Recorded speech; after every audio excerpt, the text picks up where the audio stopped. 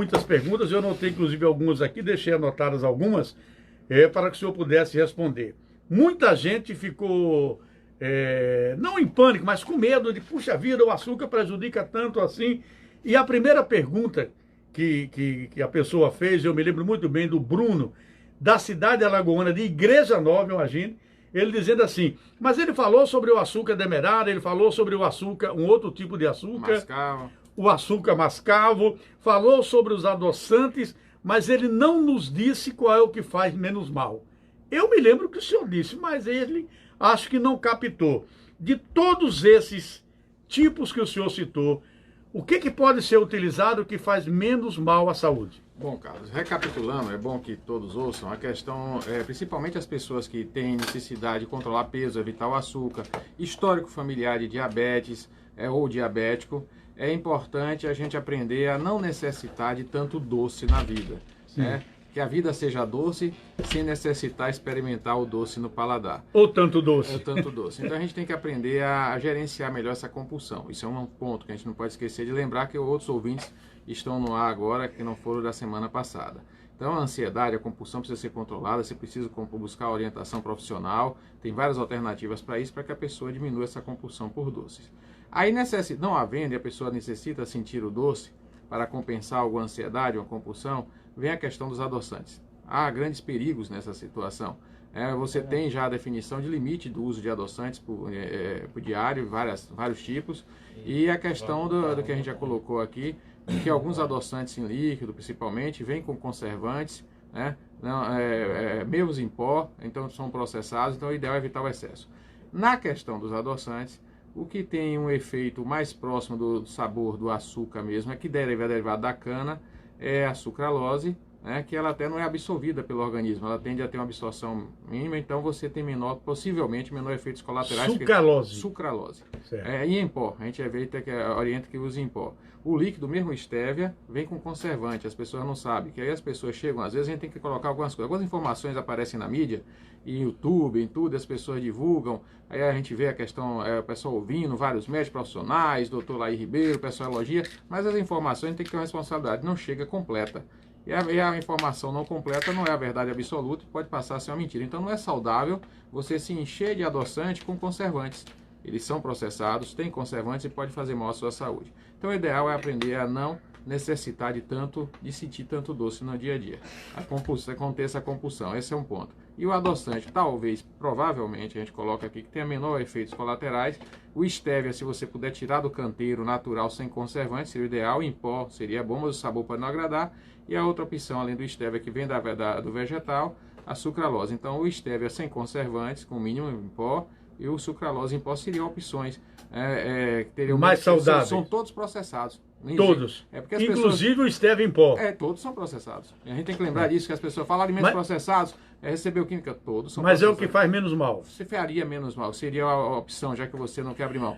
E se você possivelmente entender, é importante aprender a sentir o sabor da fruta, o açúcar próprio, não estar adoçando sucos, a aprimorar o paladar, a saborear, até o café, se você começar. O brasileiro gosta muito do café, Carlos. É importante a pessoa começar a experimentar o café, o bom café, bem feito, e você não botar adoçante, experimentá-lo até amargo, você vai começar a sentir prazer nisso e gostar do café sem açúcar. Sem açúcar. Muitas pessoas gostam. Eu tenho uma filha que toma café sem açúcar. As pessoas passaram a depender do açúcar. Se as pessoas começarem, é como um cigarro. Se você tentar, você um dia se desliga desse vício. Consegue. Porque o açúcar vicia e traz males à saúde. Então a gente tem que ter cuidado com isso. Então a gente tem que se desligar do doce, porque essa dependência do doce, de gostar do doce, mesmo que você coma hoje com adoçante, amanhã chega um aniversário, não se contém, pega um docinho cheio de açúcar refinado. Porque tem uma dependência, uma tendência, uma necessidade comportamental de buscar esse doce. Então essa necessidade comportamental ela precisa ser trabalhada, ser reeducado o comportamento. Não é questão de reeducação alimentar, é reeducação comportamental. Aprender a conter as compulsões, isso a gente às vezes no consultório passa para o paciente, às vezes se precisa de medicamento a gente faz, porque as ansiedades, as compulsões, elas comprometem sua qualidade alimentar, vai comprometer fazer você ganhar peso, as pessoas às vezes ficam usando vários artifícios para a alimentação e não trabalham o que é mais importante, que é o comportamento, e o comportamento precisa ser trabalhado. Tem uma pergunta interessante aqui do Ronaldo Santiago, da cidade de Maruim. Ele diz aqui o seguinte, todos os os alimentos que nós ingerimos diariamente, pelo que disse o doutor no programa passado, possuem açúcar. Me lembro ele ter falado do arroz e de outros alimentos. E é isso mesmo, doutor? Todos os alimentos têm açúcar? Isso. Você tem o açúcar não doce, os glicídios, né, carboidratos, que eles vão, a amilase, já na boca, você já começa a trabalhar, ela já começa a quebrar os carboidratos, que é a enzima, você tem ela depois produzida pelo pâncreas, vai chegar no intestino e o carboidrato vai ser quebrado, vai ser transformado em açúcar. Então as pessoas não sabem se ela pega um macarrão, um arroz refinado, mais ainda, né? Mesmo a gente era integral, não é diet, mesmo integral se exagerar vai engordar. Integral também tem açúcar? Vai ser um percentual, né? Vai se transformar em açúcar. Por quê? Porque o carboidrato vai ser quebrado, vai ser absorvido, vai favorecer o aumento. Ele vai ter o índice glicêmico que a gente chama velocidade, índice glicêmico é a velocidade de transformação do alimento em açúcar no sangue. Então o que acontece? Se você já absorve, já come o alimento açúcar refinado, isso é rapidamente. Então um alimento rico em açúcar refinado tem um índice glicêmico alto. Mesmo a pessoa não diabética vai sofrer os males como se fosse um diabético.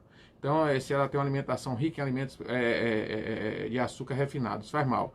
Mas mesmo não sendo refinado, se você exagera em carboidrato, é uma fonte de energia o carboidrato, gente. Então, o que é que acontece? O carboidrato é uma fonte de energia. É feito para quê? Para dar suporte, para que você tenha resistência energética para as atividades do dia a dia, para uma caminhada longa, para um trabalho. Mas se você não caminha muito, se você fica parado uma parte do dia e faz uma alimentação rica em carboidrato, esse carboidrato vai se acumular em forma de energia que vai ser transformada em reserva de energia, que é a gordura, e vai levar à obesidade.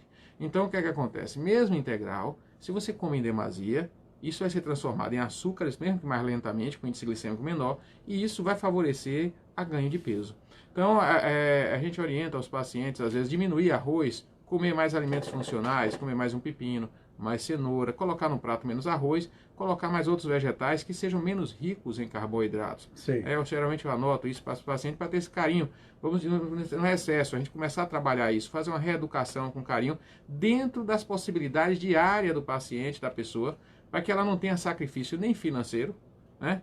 Nem um grande sacrifício em mudança brusca comportamental. A gente vai tentando reeducar isso lentamente e as pessoas conseguem a longo prazo e passam, porque essa reeducação comportamental e alimentar, ela sendo feita paulatina, você acaba tendo uma adesão maior para a pessoa, para a família, e acaba trazendo benefício a longo prazo. Aquelas receitas bruscas, curtas, radicais, geralmente não são aderidas a longo prazo, as pessoas interrompem, desistem, e aí você não tem um resultado a longo prazo. Pelo que eu senti aí, não é proibido comer arroz integral, não é proibido comer pão, o que é proibido é cometer excessos. Exatamente. Então a gente tem que ter ponderação, bom senso, caminho do meio, gente. Caminho do meio, em tudo. A gente tem que ter ponderação, bom senso. A gente tem muita informação, Carlos. A gente no dia a dia, a gente fugindo um pouquinho até, as pessoas sabem já muito o que é certo e o que é errado. O que falta mesmo é bom senso. É bom senso na orientação, às vezes, pelo profissional de saúde. É bom senso pelo paciente em ouvir e assimilar o que é verdade. Então a gente tem que ter bom senso nesse sentido. Então é importante a gente aprender a fazer isso no dia a dia e aprender a gerenciar o seu ser. Eu sei gerenciar a mim mesmo, então gerenciar o que eu vou comer, saber não ser vítima da compulsão. A compulsão é terrível. Esse instinto, em qualquer sentido, né? Em todo sentido, nas palavras, no alimentar, em tudo. Isso é importante. A gente falou aqui muito, eu não sei se você tem mais perguntas. Tem aqui. Então vai fazendo as perguntas. Vamos lá. A Ana Cristina, que mora aqui em Aracaju, pergunta o seguinte: quais são os efeitos benéficos e maléficos do mel? O mel. O mel, ele é uma fonte, tem que saber se é um bom mel, né?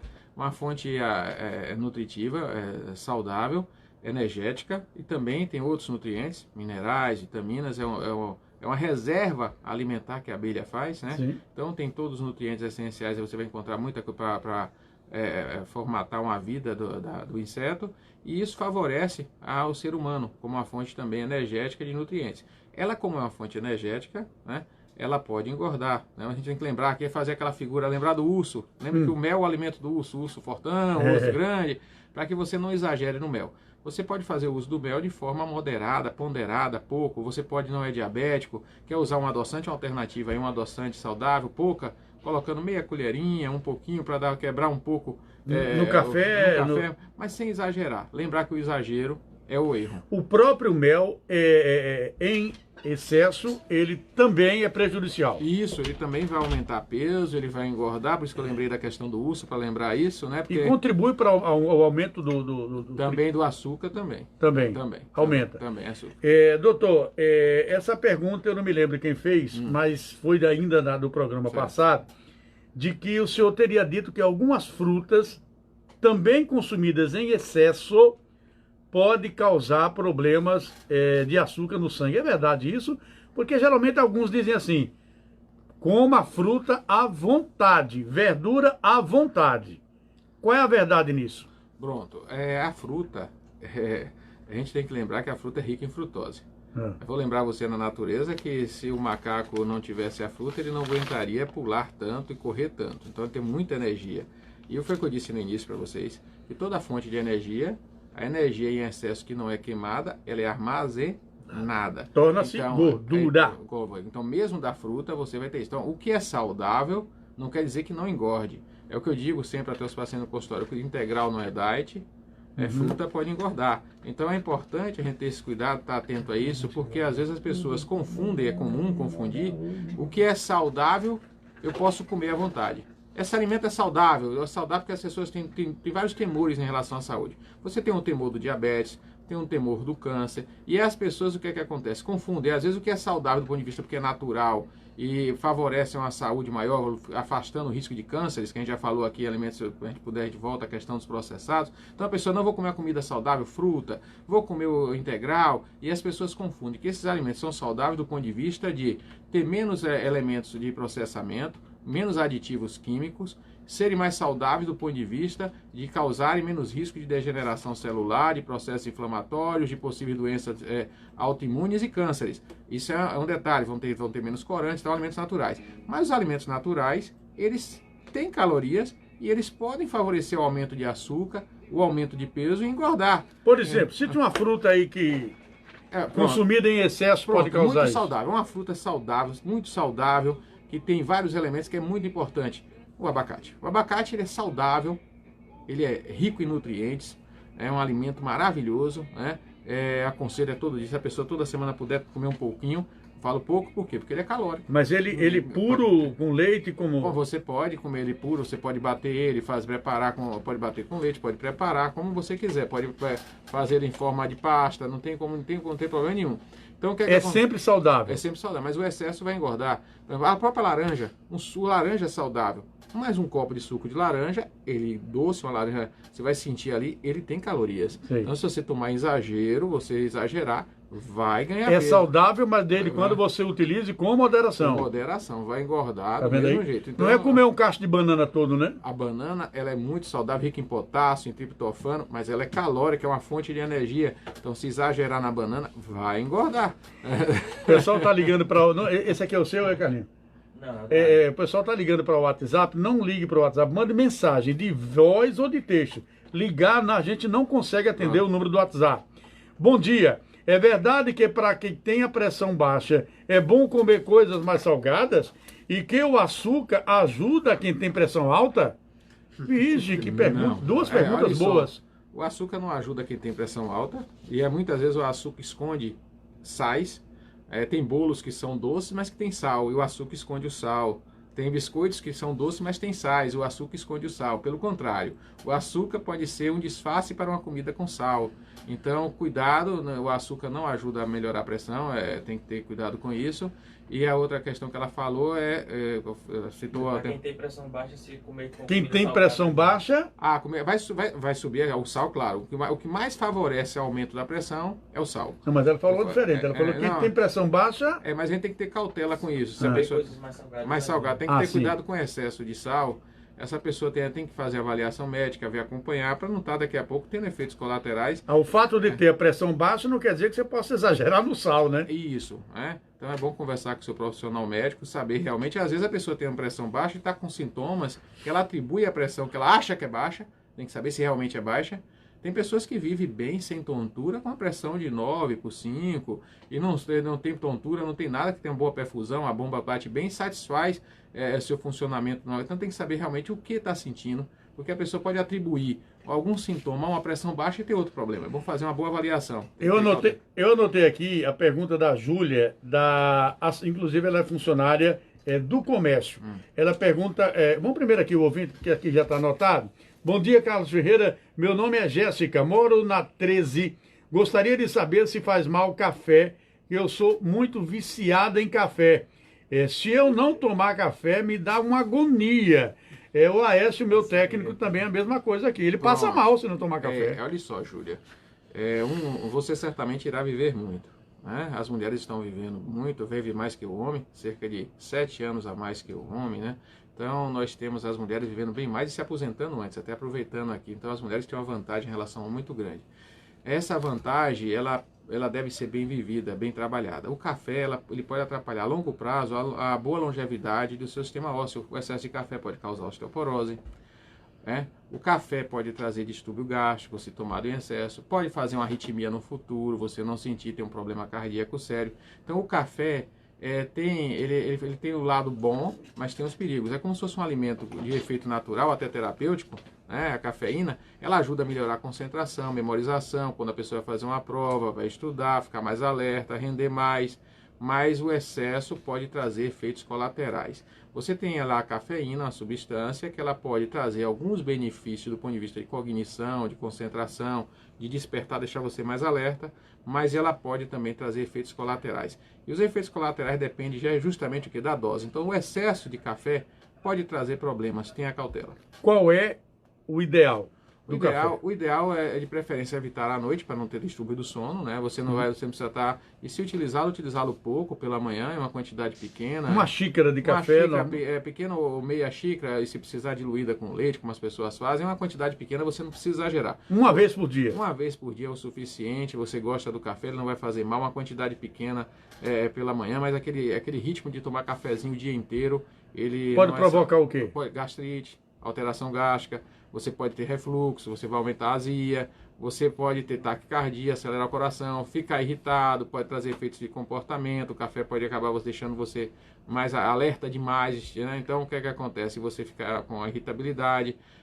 então você tem que evitar a questão do excesso. Tudo em excesso faz mal. Outra pergunta que eu anotei foi da Feliciana. Ela pergunta, doutor, o que é que pode ser considerado, a partir de quanto o índice de glicemia pode ser considerado diabético? Olha só, até para não assustar as pessoas, geralmente a gente considera, há uma tendência em alterando esses índices,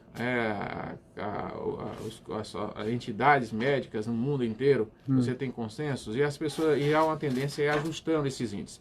Então, até pouco tempo atrás, só se considerava diabético as pessoas acima de 115, ainda prevaleço, faço isso no consultório, a gente tem que ter cautela. Então, geralmente, o ideal é manter o açúcar abaixo de 100. Abaixo de 100. E considerar aqui, do ponto de vista, para não estar assustando a população, o diabético realmente, e o pré-diabético até 115, e acima de 115 diabético é um conceito que tem a tendência a modificação, atualizar isso, mas se você for muito rigoroso, as pessoas acabam ficando assustadas. 115 já é preocupante? É preocupante, sim. Já. Acima de 100 já é. Acima de 100 já é. Quanto mais alto, acima de 90 já Mas é. Se você puder estar com ele abaixo de 90, ainda melhor. Mas vamos lá, acima de 100, acima de 100, é preciso medicação ou você pode fazer ajustar, alimentação? Ajustar isso. A gente tem que ter bom senso, como eu falei. Então, repare só, até um paciente mesmo diabético, né, se ele tem uma glicemia que deu 140, está usando medicamento ou não está, o ideal é que você primeiro reveja a questão dietética e a questão de atividade dele. Porque com pouca coisa você consegue ajustar esse açúcar sem precisar de medicamento, muitas vezes com carinho na orientação dietética. Né? Há muitos erros em prescrições e orientações nutricionais e a gente assiste, por exemplo, o diabético recebendo orientação para comer pão integral. Eu vejo lá prescrito, a gente vai ficando cabelinho branco, já pode falar. Então, às vezes, alguns profissionais de saúde, a gente tem erro. O nosso país é um país em desenvolvimento. E a educação em saúde tem falhas até nas universidades. E a gente assiste, às vezes, profissionais de saúde orientando o diabético a comer pão integral. Não é porque ele foi mal preparado, é porque a informação não chegou de forma correta. E o profissional de saúde orientou como pão integral, até pão dormido, aquela história do pão dormido, que a pessoa que continua com açúcar, não perde o açúcar. E chega no consultório no dia a dia, as pessoas comendo pão integral, pão dormido diabético, vai subir o açúcar. O integral não é diet, muitas vezes as pessoas botam açúcar no pão integral para esconder o amargo da fibra. E aí você vai ter o aumento. Então você tem que ajustar detalhes pequenos que a gente pode orientar o paciente e ele ajustar e seu açúcar cair sem precisar aumentar a dose de medicamento ou inserir medicamento. A primeira boa conduta, o bom profissional é aquele que vai tentar corrigir seu problema sem medicamento. Problema pequeno, a gente tenta corrigir sem medicamento. No ar, aí a pergunta para o doutor Cláudio Neves.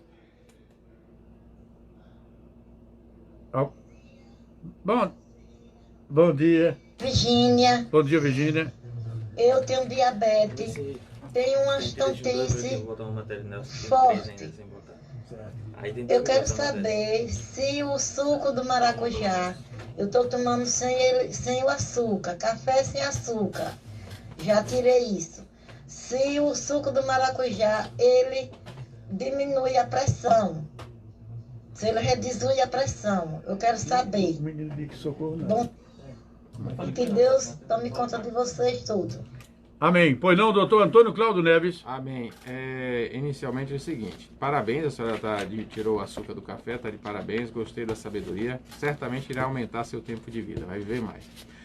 A questão do suco de maracujá sem açúcar, a senhora também está de parabéns, né? Ele é mais saudável, vai trazer benefícios para a senhora, diversos, vai ajudar a não exagerar, como eu disse a senhora, toda fruta ela tem suas calorias, o óleo de maracujá ele também tem, não tanto, você tem que evitar só os excessos, a senhora está de parabéns nesse sentido. Na questão da pressão, não há evidência de a influência do maracujá. Ele pode, como ele tem um efeito natural, que pode diminuir a ansiedade, então ele pode ajudar na questão de diminuir em algum momento de ansiedade, compensando, até por indução psicológica. Eu vou tomar um suco de maracujá, já fica mais tranquila naquele sentido. É verdade. É o tempo que se acalma, as pessoas ficam mais tranquilas, mas ele não vai alterar nesse sentido. E a tontura que a senhora falou, o suco também não vai garantir uma melhora. A hidratação pelo suco, sim.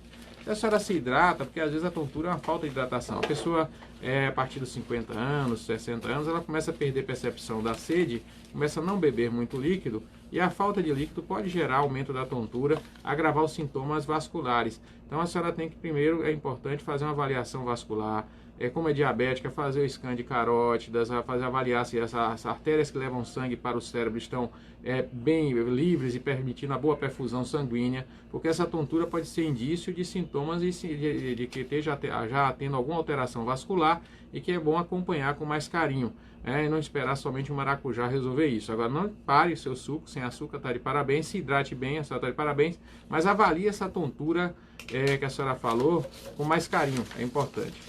Muito bem, chegamos ao fim do quadro Vida Longa, né? Orientar com fé e amor para ser um envelhecimento seguro, saudável e feliz. Essa é a nossa missão. Estou falando da AME, campanha para divulgar e combater a violência contra a pessoa idosa, promovendo a saúde, longevidade com independência e autonomia sem fragilidade. Quer ajudar a AME? Você pode telefonar para onde?